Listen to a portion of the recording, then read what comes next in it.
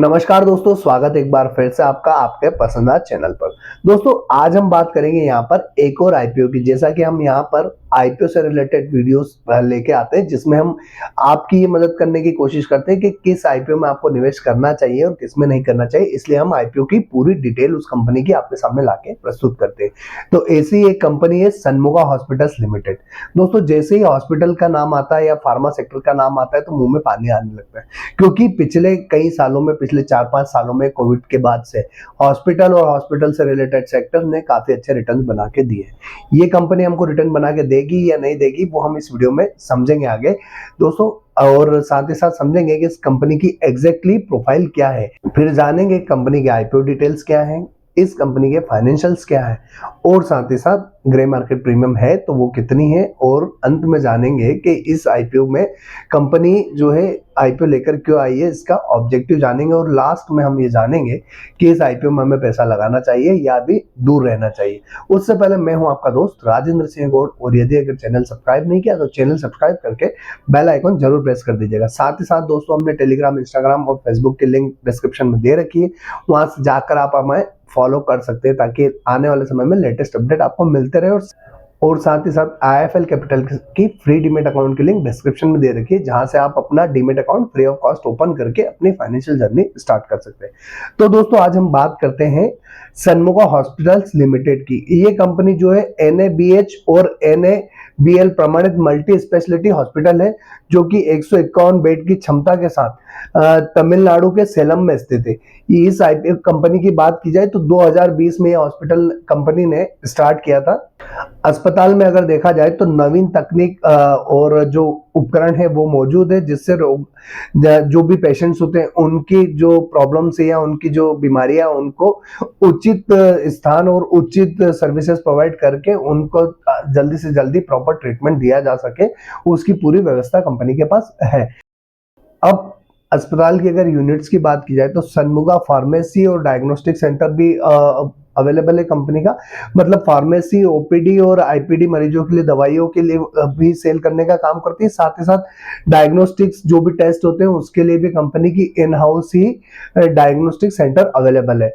इसमें सनमुगा क्लिनिक में जो है सेलम में स्थित क्लिनिक, जो कि स्पेशलिस्ट डॉक्टर्स भी अवेलेबल है यहाँ पर, उनके ट्रीटमेंट भी अवेलेबल है, और गंभीर बीमारियों के उपचार के लिए भी ये हॉस्पिटल अपनी सर्विसेज प्रोवाइड करता है। अब अगर हम कंपनी की या इस हॉस्पिटल की जो फैसिलिटीज है उनकी और किस सेक्टर में इनका स्पेशलाइजेशन है उसकी बात करें तो सनमुगा हॉस्पिटल, इस हॉस्पिटल की जो स्पेशलिटी है वो ऑन्कोलॉजी यानी कि कैंसर के इलाज में उपयोग, general surgery, orthopaedics, cardiology, general medicine, paediatric, साथ ही साथ neurology, endocrinology, diabetes, plastic surgery और रेस्पिरेटरी मेडिसिन जैसी सर्विसेज कंपनी के इस हॉस्पिटल में अवेलेबल है। अब डॉक्टर्स और मेडिकल स्टाफ की बात की जाए तो 31 अगस्त 2024 तक की इन्होंने डॉक्टर्स और मेडिकल्स की जानकारी हमारे साथ शेयर की, जिसमें 72 डॉक्टर्स इनके पास है, जिसमें 9 रेजिडेंट डॉक्टर है, 7 junior doctor, 28 senior consulting doctor है और 28 कंसल्टिंग विजिटिंग डॉक्टर्स इनके पास अवेलेबल है।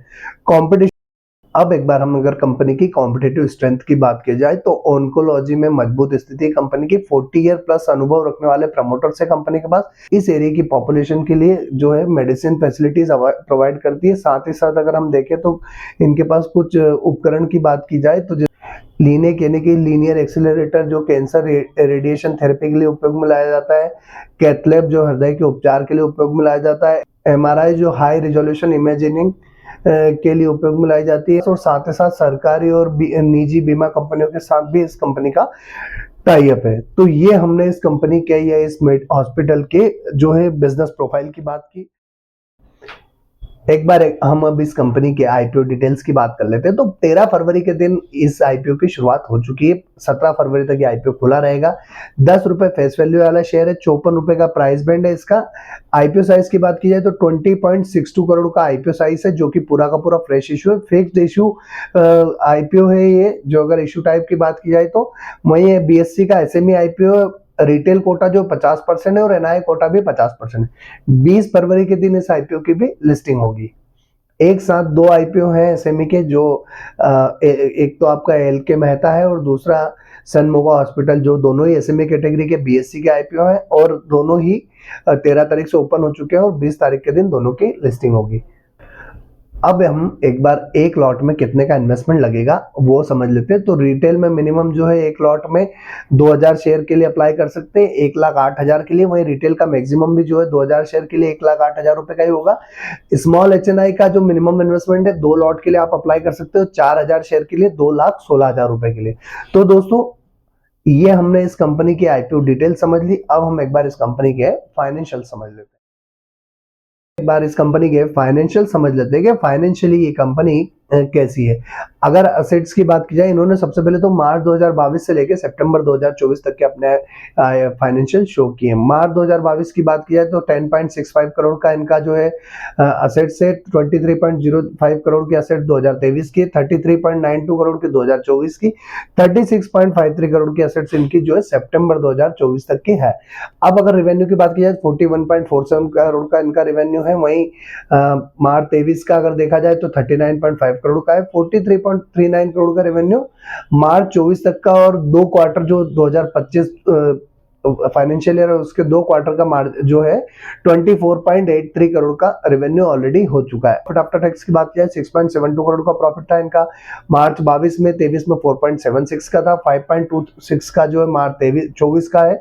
वो 2.39 करोड़ का इनका जो है सितंबर 2024 का है। तो यहाँ सितंबर 2024 तक के अगर 2 क्वार्टर की देखें तो इनका मार्जिन जरूर बढ़ा है, रेवेन्यू बढ़ी है, पर इनका प्रॉफिट कम हुआ है यहाँ पर। अब नेटवर्थ की बात की 7.06 करोड़ की मार्च 22 की है, 11.82 की मार्च 23 की, 17.13 करोड़ की मार्च 24 की, और सितंबर 19.53 करोड़ की जो है नेटवर्थ ऑलरेडी इनकी हो चुकी है। अब रिजर्व और सरप्लस की बात की है 6.98 का जो है मार्च 22 का है, 11.74 का मार्च 23 का है, 7.34 का मार्च 24 और 9.73 का जो है सितंबर 2024 तक का है। अब डेप्ट की बात की जाए तो 31 मार्च 2023 में 7.65 करोड़ की डेप्ट थी। 31 मार्च 2024 में 9.02 करोड़ की, और 9.76 करोड़ की सितंबर 2024 तक की। अब एक बार हम इस कंपनी की वैल्यूएशंस भी समझ लेते हैं। तो ROE 30.71% है, ROCE 35.89% है, डेट टू इक्विटी रेशियो 0.53 का है जो ठीक है, जो 30.71% है। पैट मार्जिन जो है 12.13 का है। प्राइस टू बुक वैल्यू 3.09 की है। ईपीएस जो है 5.37 का है। प्री आईपीओ पोस्ट आईपीओ 4.75 हो जाएगा। वही पी रेशियो की बात की है 10.05 प्री आईपीओ, पोस्ट आईपीओ 11.36 हो जाएगा। वैल्यूएशंस अगर देखें कंपनी की तो वैल्यूएशंस वाइज तो कंपनी ठीक है, डेप्ट वेप्ट भी काफी कम है। अब एक बार हम इसका जो ऑब्जेक्टिव समझ लेते हैं कि आईपीओ क्यों लेके आई है। आईपीओ की अगर बात करें तो इन्होंने मेंशन किया है funding capital expenditure toward purchasing of additional medical equipment. मतलब इनको मेडिकल इक्विपमेंट परचेस करने के लिए एडिशनल फंड्स की रिक्वायरमेंट है, और साथ ही साथ जनरल कॉर्पोरेट पर्पस के लिए इनको फंड्स की रिक्वायरमेंट है। मतलब इस आईपीओ का जो पैसा आएगा वो कंपनी अपनी वर्किंग में ही लगाने वाली है।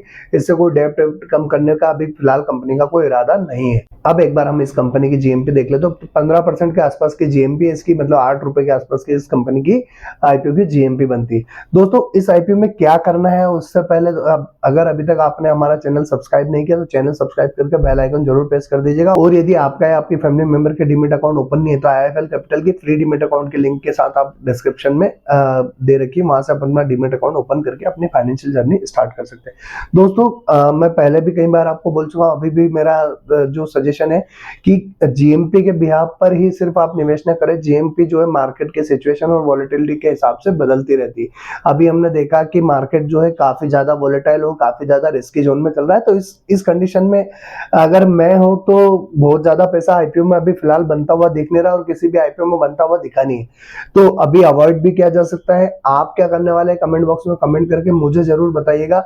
और दोस्तों सबसे इंपॉर्टेंट चीज कि हमारा जो ये वीडियो है ये सिर्फ और सिर्फ आपके साथ एक इंफॉर्मेशन शेयर करने के लिए, या आपको सारी इंफॉर्मेशन एक ही वीडियो में मिल जाए इसलिए ये वीडियो, इस वीडियो के बिहाफ पर कोई भी इन्वेस्टमेंट डिसीजन ना लें। आप अपने फाइनेंशियल एडवाइजर या अपने रिसर्च एनालिस्ट या फिर अपनी खुद की रिसर्च करके ही कोई निवेश करें। क्योंकि मेरा एक चीज मानना होता है दोस्तों कि पैसा आपका तो डिसीजन आपका होना चाहिए। किसी के बोलने या सजेस्ट करने पे आप कोई इन्वेस्टमेंट डिसीजन ना लें। आप जो है किसी का सजेशन ले सकते हैं, पर डिसीजन किसका होगा वो आपका होगा। ये बात का आप ध्यान रखें। और आज के लिए इतना ही, तब तक अगले वीडियो में फिर मिलेंगे, तब तक के लिए जय राम जी की।